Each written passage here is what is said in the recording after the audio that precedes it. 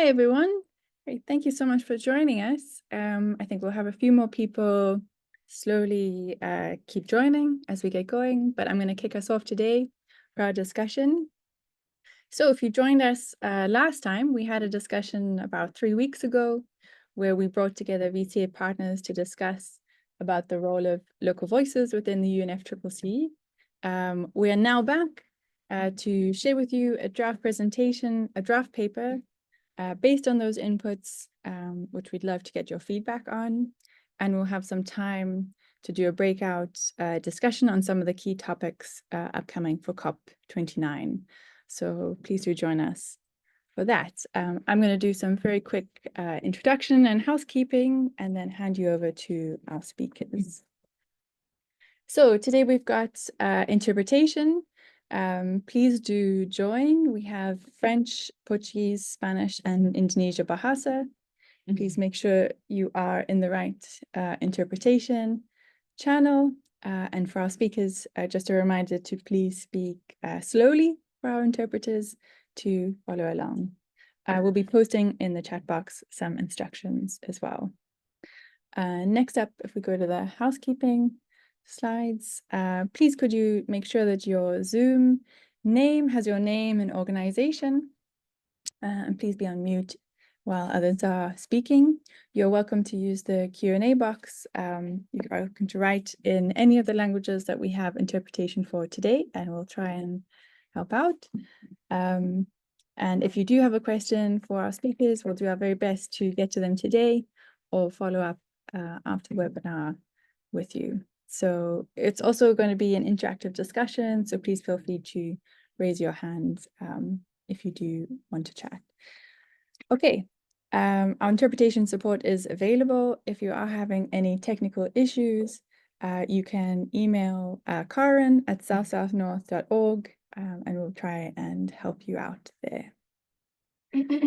Okay, so today we have a really great interactive discussion. We'll be presenting the paper that is in its draft form at the moment that we're hoping to launch at COP29. We will delve into some of the key issues that are coming up at COP29 and the role of local voices in those topics, including climate finance, gender, and action and climate empowerment. There's 3 key areas of negotiation where local voices, we feel, really need to be heard. And we'd love to get your feedback on what are the most important points and how to do that. We're hoping to use this policy paper, this position paper, to chat about some of the solutions and challenges for local voices within the UNFCCC, and use today as an interactive session to get your feedback on whether we've captured the right issues or you'd like us to make some edits to strengthen it. All right, so you've heard from me. That's our introduction and housekeeping. Next up, you'll hear from Danae, who'll be sharing an overview of what's in our draft paper so far. We'll have some time for questions and comments. You can also share your input in the Miro board, which we'll share in the chat. And after that, we will have some working groups where you can choose which group you would like to join. Please just note that interpretation will only be available for the group on gender, which will be in plenary. The other 2 groups, we can do our best to help you out in English or Spanish, but interpretation will be limited for others. And then we'll have a quick closing and next steps. Okay, great. And with that, I'm going to hand over to Danae. Over to you. I imagine that all of you have already the simultaneous translation active. It is a huge pleasure for me to be with you all. I say hello from Mexico, and we will begin today's meeting with the presentation of our draft position paper ahead of COP29. So this presentation is the first draft that we've written.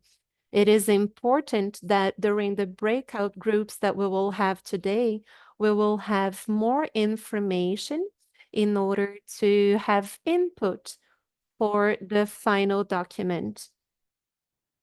I would like to begin giving you an overview of the goals and the role that can be played by this position paper, this first draft, and why it is important for us to have this sort of script for COP29. The draft of a position paper will help us to organize our ideas.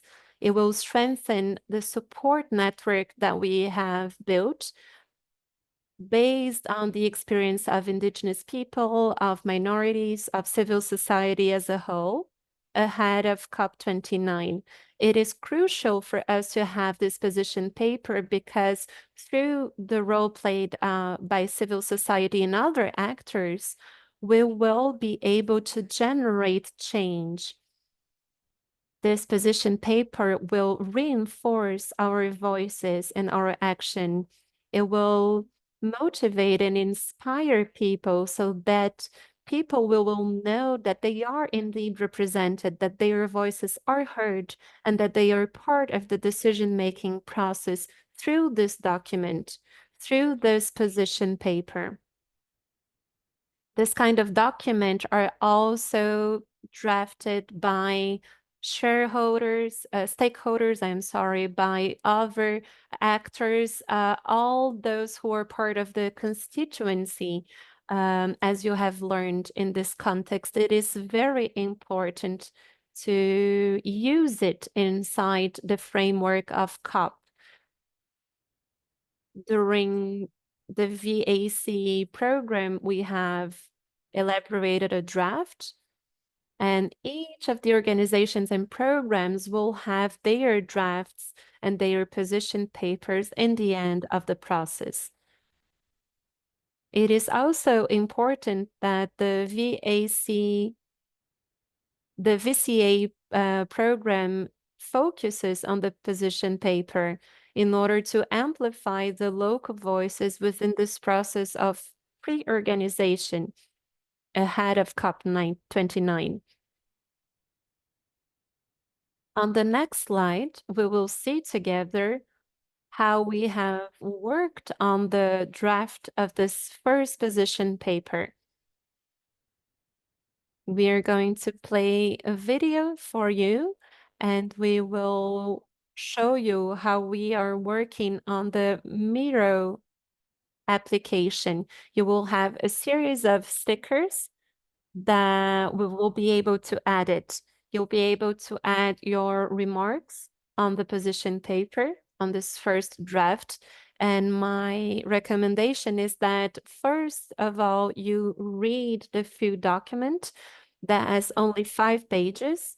And you will be, of course, very helpful in giving us your input and your experience. Most importantly, on the main themes, gender, climate financing, and the Action for Climate Empowerment, the ACE program as it is known. I'm not sure if I have shared with you the link already, but you can find it here on the chat.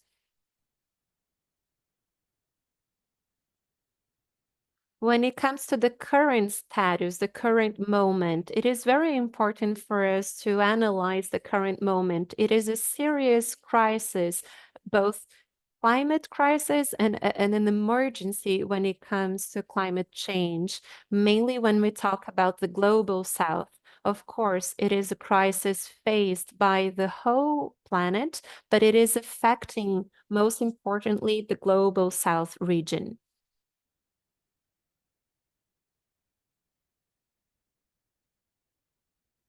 We've seen a dramatic increase in global temperatures, and we see more and more often climate crisis and catastrophes. The global south area is the most impacted one. Therefore, it is necessary for us to have urgent action to face this climate change catastrophes. Next slide, please.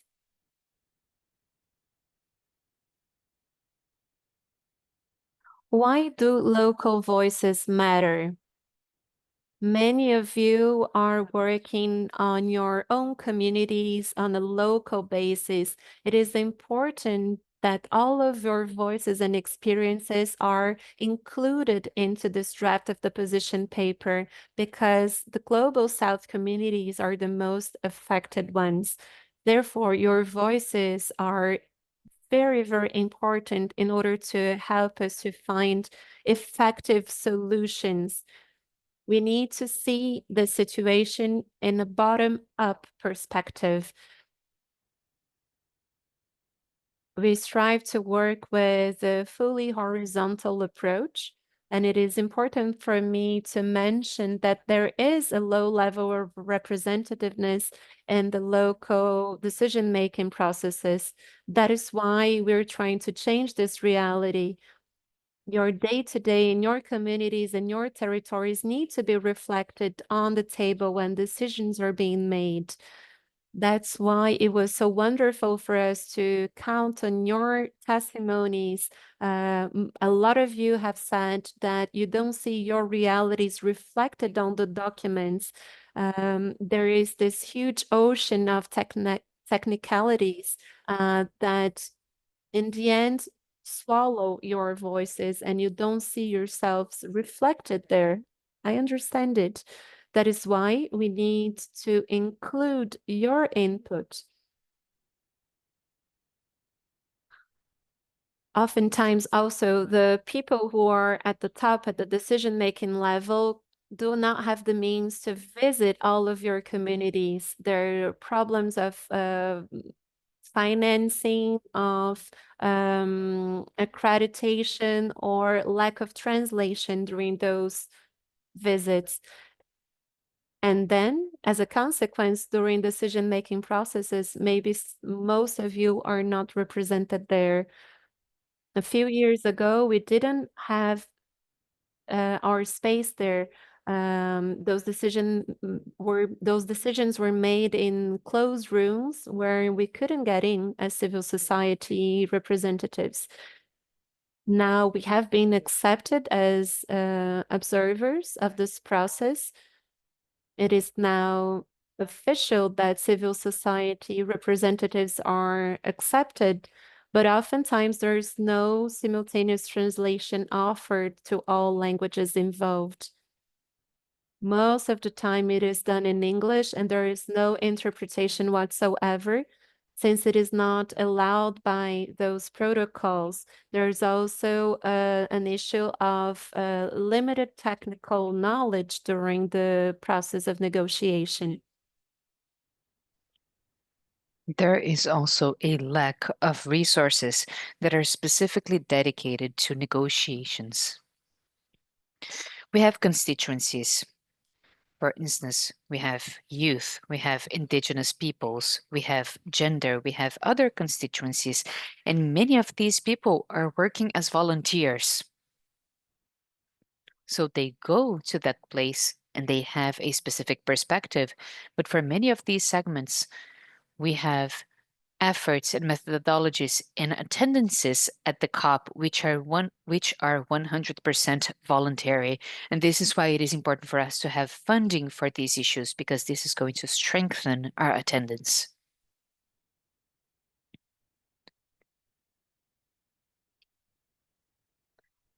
Let me talk about what is needed. Given these obstacles, it is a must. It is necessary for us to have simultaneous interpreting or simultaneous translation in negotiating rooms. Of course, they have translation for the big plenaries, the big meetings at the COP or the high-level events, because this is their name. It is high-level sessions.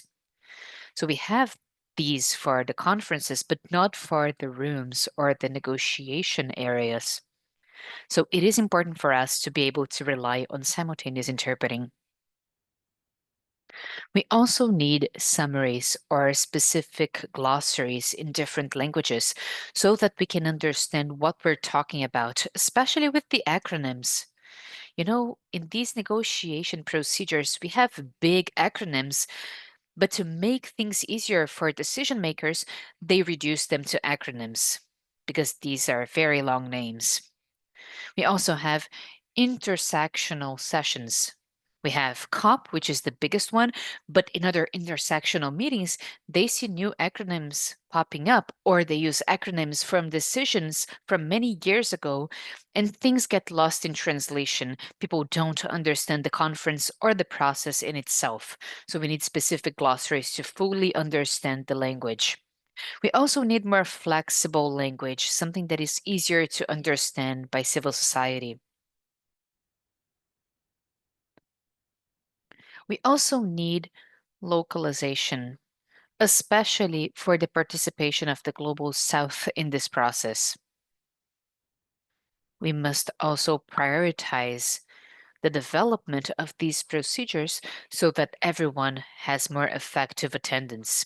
We should offer people training and support to strengthen their capabilities. This is what the VCA program is about, because we want this to happen both here and also in other remote events.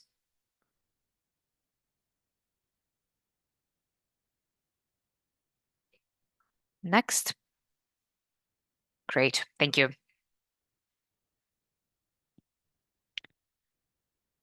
So let me talk about the role of the VCA program for local voices.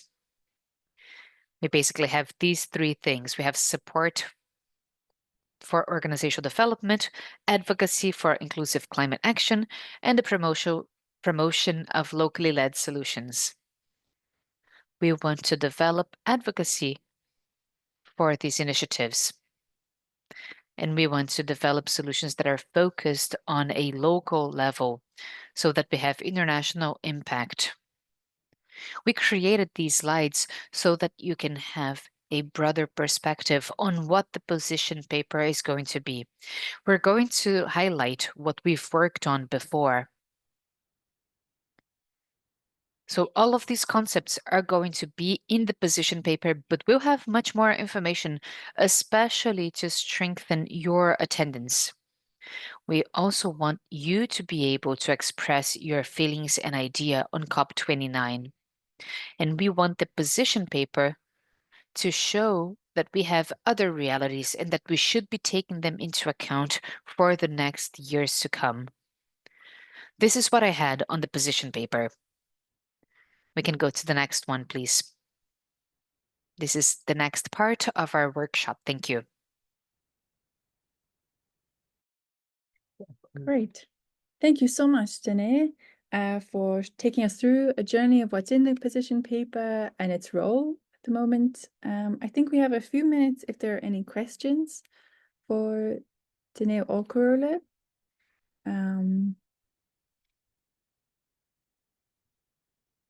If not, we can go to the working groups.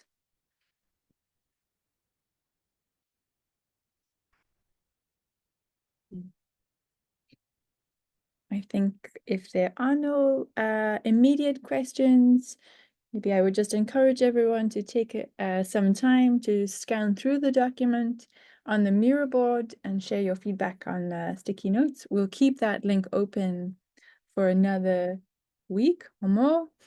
No, a week. End of the week. Yeah. We'll confirm with you, but please do add your thoughts to it. It's really, really important that we get your feedback before we finalize it and share it. Okay, so next up, we will have some working groups discussing three topics, one on climate finance, one on action for climate empowerment, and one on gender. And we will be in different breakout rooms. I will open them now, just to say that if you want to be in the gender group, just stay in the room. We'll be in the plenary room with Lesejo as our facilitator. Danae will be facilitating action for climate empowerment, and Carola will be facilitating a discussion on climate finance. Okay, the rooms are now open. You should see a little on the bottom toolbar of your screen. There should be an option to join a room.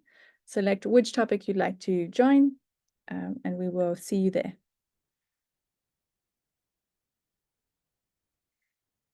Anything else from you, Danae or Carola, before we join those groups?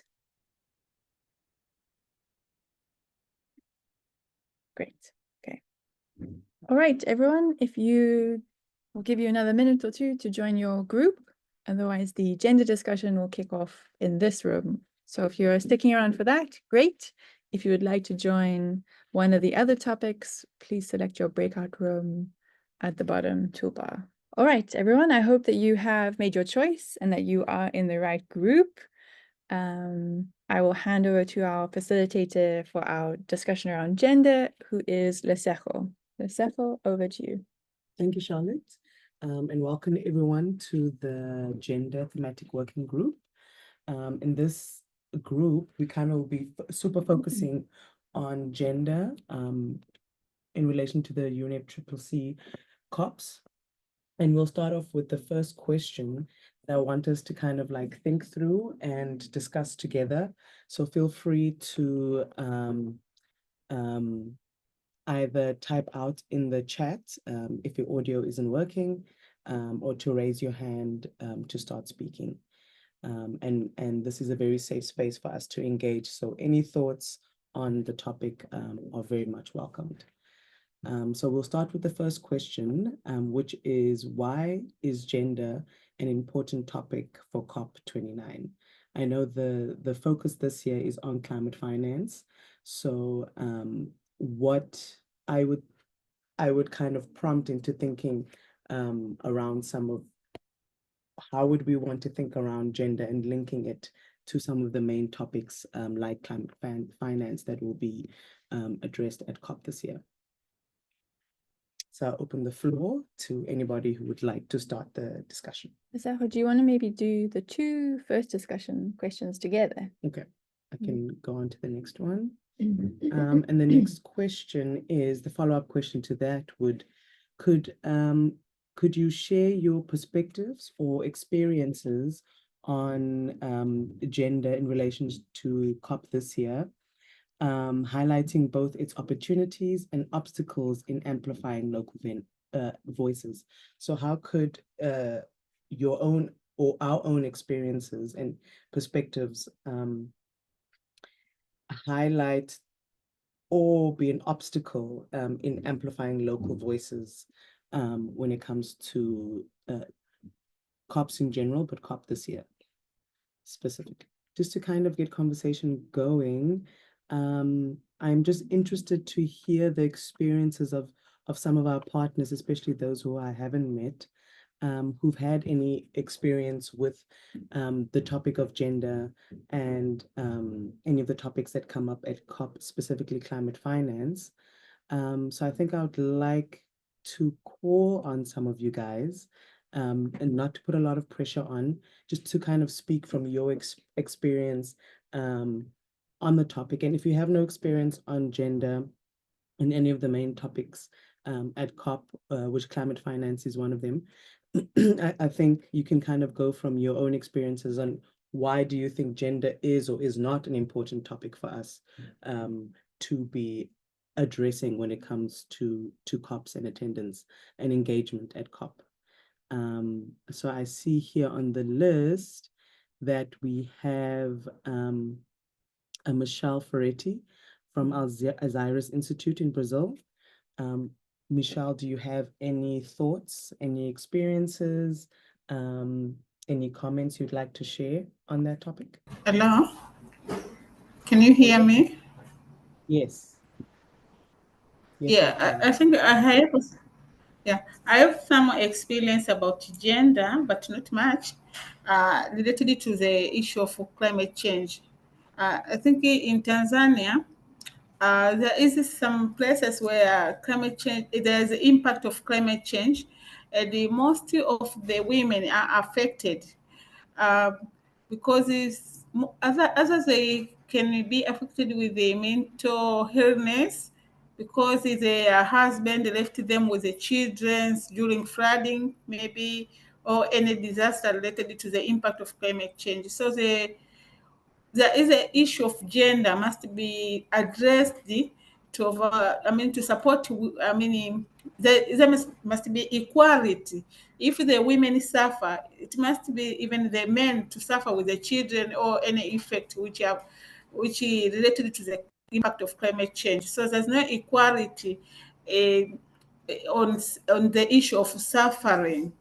I think that is what I can see. Maybe also we can proceed from there. Thank you so much, Teresa. And how do you pronounce your name? Is it Teresa or Teresia?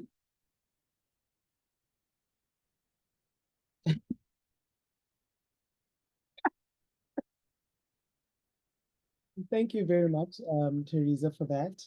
And it's very important in terms of, you know, we speak a lot about those who bear the weight and the brunt of climate change, and we use a lot of language like, you know, the marginalized groups. But statistically, there are a lot, there's a lot of evidence that shows that a lot of women in the different communities tend to bear the brunt of the responsibility of um, of finding security and like you said, kind of suffering through the impacts of climate change. However,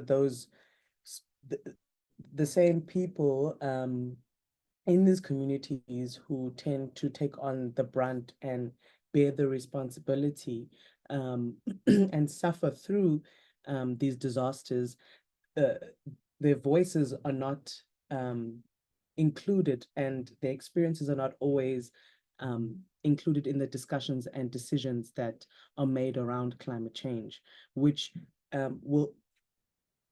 means then that the solutions aren't able to address all the nuances and complexities that climate change brings with it. So thank you so much for that, Teresa. If there are any more experiences that anybody has had in their own communities and in their work where they've seen gender discrepancies, inequalities, and even in how climate change is addressed and spoken about in communities, if they've seen a lack of, you know, certain voices and what effect that has had on the work that you've been doing and the communities that you live in.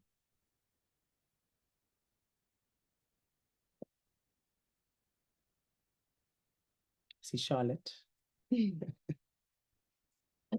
Yes, actually, I just wanted to share some experiences from attending the COPs and the negotiation process itself. Maybe two issues I feel come up very often around gender is that there aren't very many women, or rather, most of the negotiators are men. The same, of course, is true of heads of state and heads of delegation. And I think that does impact onto the way those conversations happen and what issues are prioritized and ways of engagement within the space. The COPs, in my experience, and sometimes with chatting to other people who have attended, can feel very alienating. It feels like a space that is really for only a very narrow kind of person, only a particular kind of culture feels accommodated. So that, and I think those are connected. And then it certainly is, it feels to me very often that gender as a negotiation topic isn't always given the prominence that maybe it should have. But particularly this COP coming up, finance is going to be the biggest topic. I think that often means then, you know, the most of the energy gets kind of drawn into those negotiation items, and means there are less people fighting on negotiations around gender. And this year there's the aim to have the gender action plan, which I'm no expert on those negotiation items, but I do worry it sometimes takes a backseat. Yeah. Thank you so much for those insights, Charlotte. I think it's very important to kind of flag how this COP spaces are set up and who tends to go.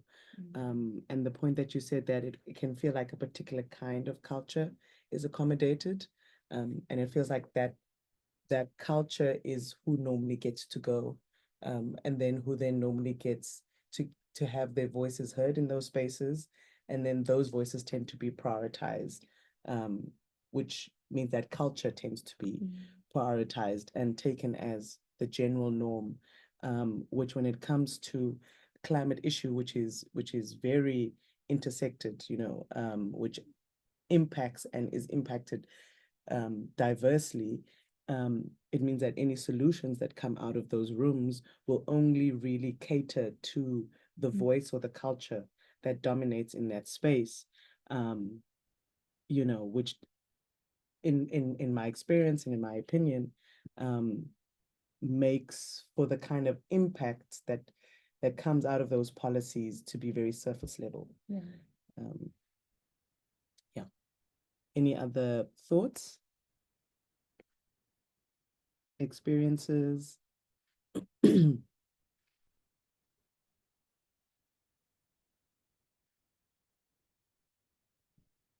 have another hand. A hand in the room. I don't know if anybody can hear me.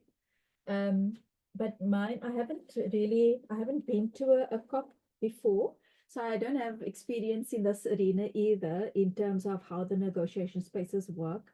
But listening to Charlotte and to Lesego, I think my comment is also tied into the issue of climate finance.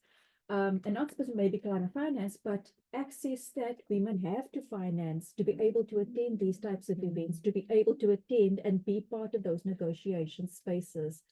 I mean, I think like Lesego says, sometimes it's a culture where they dominates, but also it's the exposure to the other cultures as well that could be limited for those people who actually also have a voice and can say, what the experiences are or what their challenges are in terms of climate change, and how they are affected, so that their voices can be heard in these spaces. So it also comes down to a finance thing where maybe they'd have lack of finance to attend these sessions, or like I say, other, as you were saying, other cultures or groups are prioritized, and those that also have a voice are not given the opportunity to attend these spaces.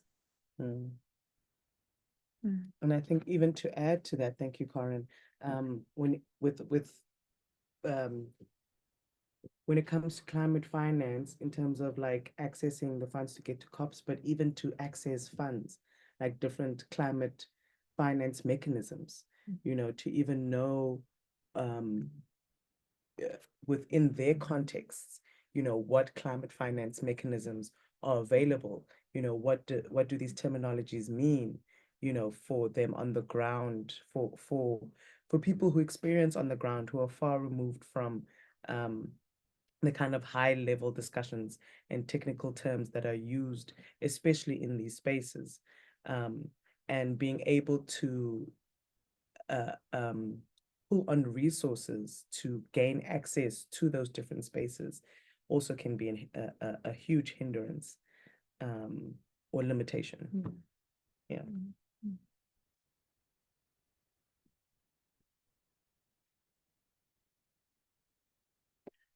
That's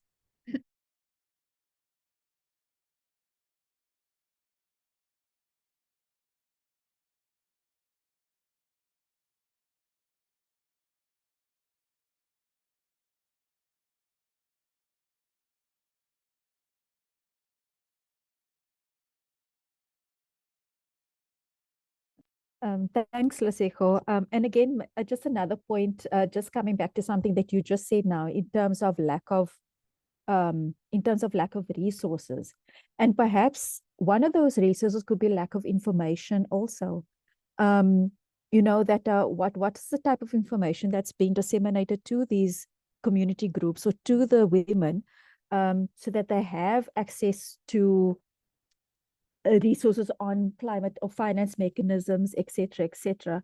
So again, it comes down to knowledge, you know, and is this knowledge shared with these minority groups to give them the space to be able to participate in these negotiations, or to access the resources that will enable them to attend these type of events and spaces where they're talking about, you know, how women and youth, I mean, gender is quite broad, but you know, how they are affected by climate change.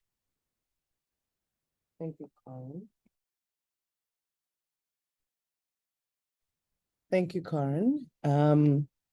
I see that, Michelle, you've put your camera on. I don't know if that means you want to add something here. But if not, I'm just going to move on to the next question.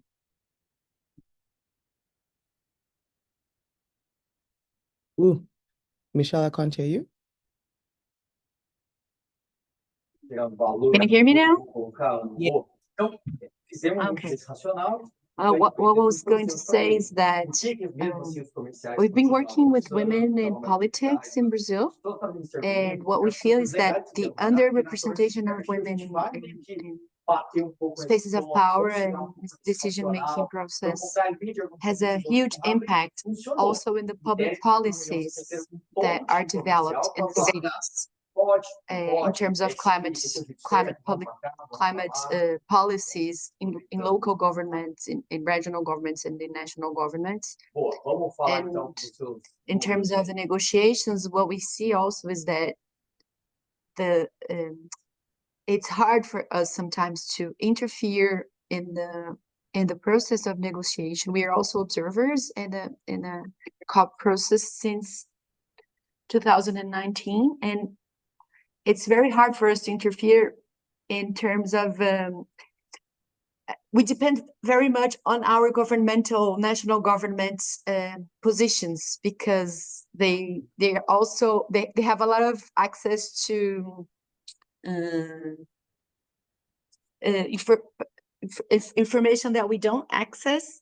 So we kind of depend a lot on their mediation also in the process, and that makes the process a little bit hard for us too. That's just one thing that I would like to add.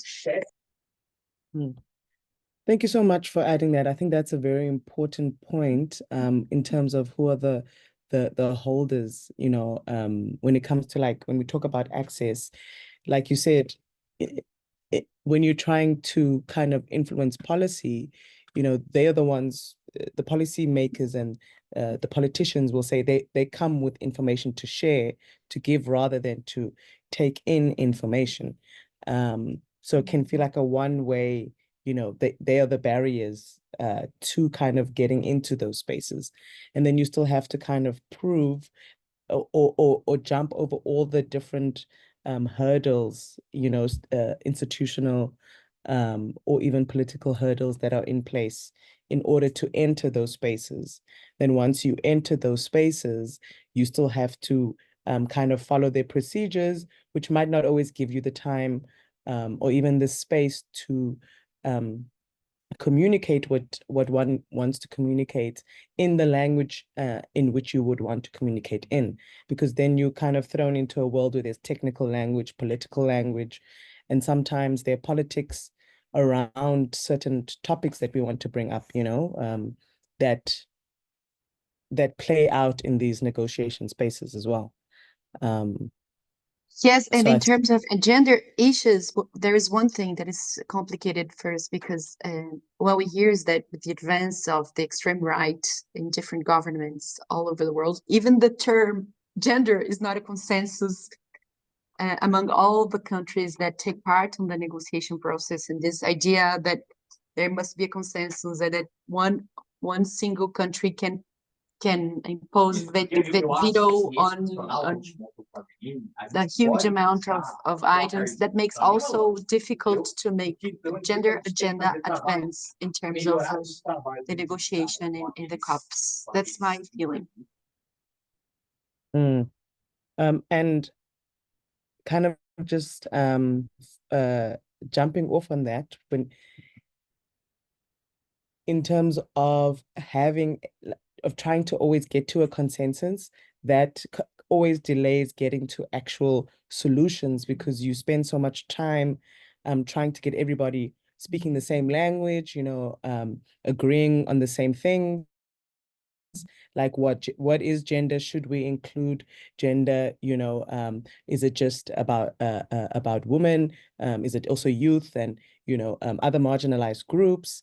And depending on who is in power in your country, like you were saying, if it's going extreme right wing, sometimes you can't even speak about these things in those languages. You have to find other languages to advocate for gender. You'd have to be like, we want to, rather than saying this is gender advocacy, you would say this is youth leadership, or not even using women leadership, or just saying leadership, and that also brings a lot of work in creating buy-in from our politicians, which complicates how we actually get to a solution that can tackle the diversity of the lived experiences, in your communities, in your country, even at home.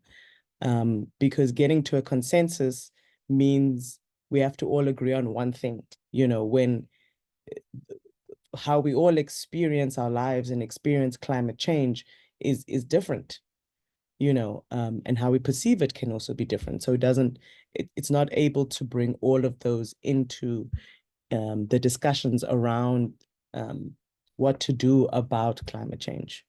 So thank you so much for that point, Michelle.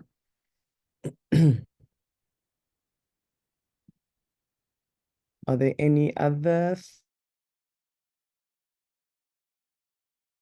thoughts, experiences? Because I might move on to the next question.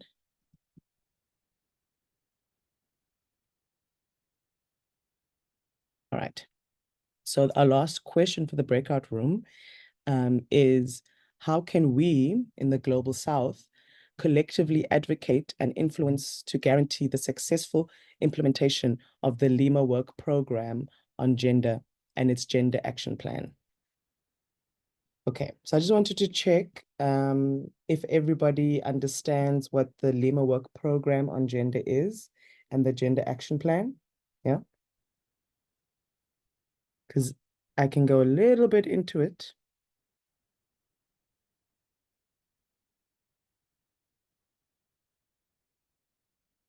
Maybe what we could do as well, sorry, it's Charlotte again. What we could do as well is share some updates after the meeting.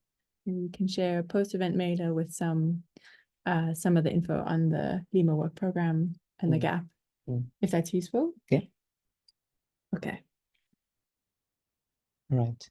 Any final thoughts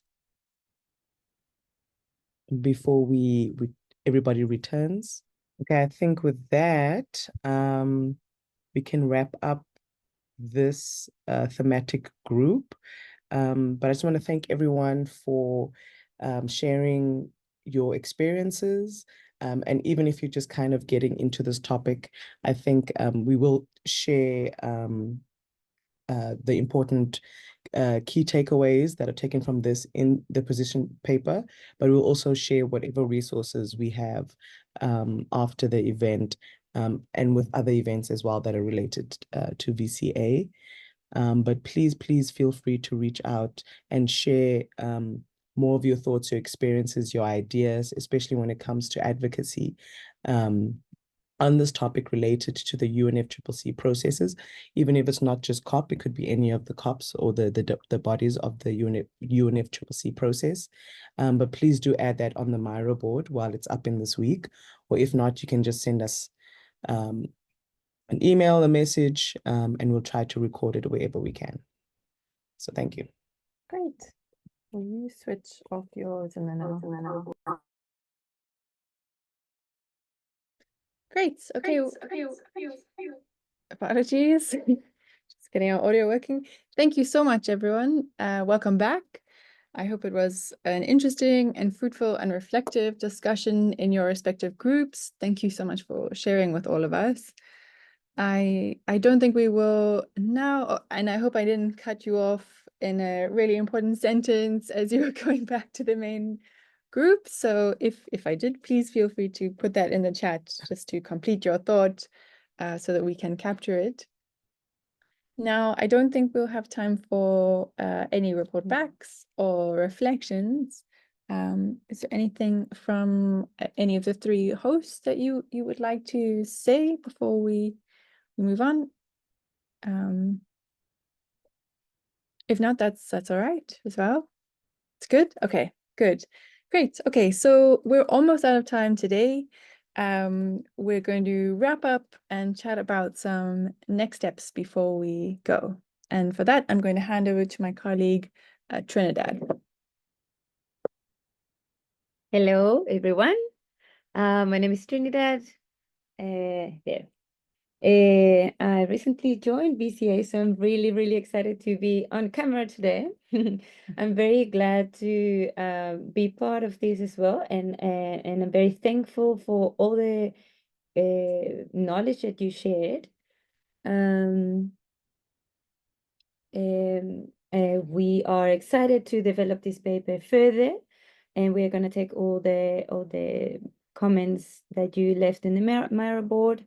We will also send you a newsletter with the recordings of these webinar, with the presentations as well, and with that link. So hopefully we can have more of your input so we can develop a fantastic paper. So thank you very, very much for your attendance, and I hope you have a good rest of the day.